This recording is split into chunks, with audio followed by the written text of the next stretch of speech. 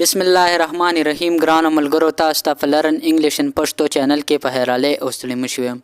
ملګرو، په نننۍ کلاس کې به زه تاسو ته دا کوم چې نور کله هم مونږ وایو چې آی ډونټ نو، یعنی ما ته پته نشته یا زه نه پیژنم. او په دې کې به زه تاسو ته دا کوم چې د آی ډونټ نو نه علاوه به مونږ په انګلیش کې کمی جملې استعمالو.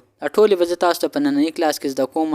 کو چېرته تاسو په چینل باندې نوی یاست نو چینل سبسکرایب کړئ، ویډیو لایک کړئ او ویډیو د خپل کور ماشومانو سره هم وګورئ.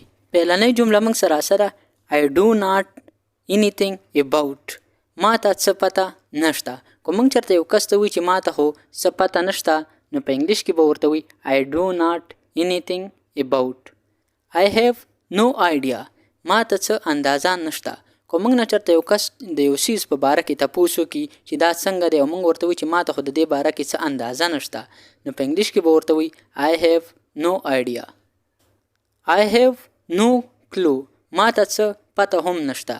که موږ چېرته یو کس ته وایو چې د دې څیز په باره کې ما ته هیڅ پته هم نشته، نو په انګلیش کې به څه وایي I have no clue. How should I know.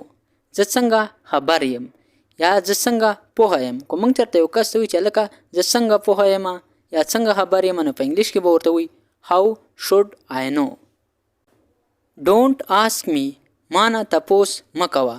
که موږ چېرته یو کس ته وایو چې ما نه تپوس مه کوه، نو په انګلیش کې به ورته وایي Don't ask me. I haven't the foggiest idea. ما ته ذره پته هم نشته. که موږ چېرته یو کس ته وایو چې ما ته د دې څیز په باره کې ذره پته هم نشته، یعنی لږه پته هم راته نشته، نو په انګلیش کې به ورته وایي I haven't the foggiest idea. Your guess is as good as mine. ستا اندازه دومره ښه ده لکه زما. یعنی که موږ چېرته یو کس ته وایو چې ستا چې کومه د اندازه ده دا داسې ده لکه زما پرنګي، یعنی دومره ښه ده لکه څنګه چې زما ښه ده، نو په انګلیش کې به ورته وایي Your guess is as good as mine. It beats me. دا زما د پوهې نه بهر دی. یعنی یو کس ته که موږ وایو چې دا څیز باندې خو زما دماغ کار نه کوي یا دا زما د دماغو نه بار خبره ده، نو په انګلیش کې به وایي It beats me. ملګرو، دا زمونږ نننی کلاس چې پای ته ورسېدو. انشاءالله تاسو سره به په یو بل نوي کلاس کې ملاقات کیږي. تر هغې وخته پورې ماله اجازت راکئ.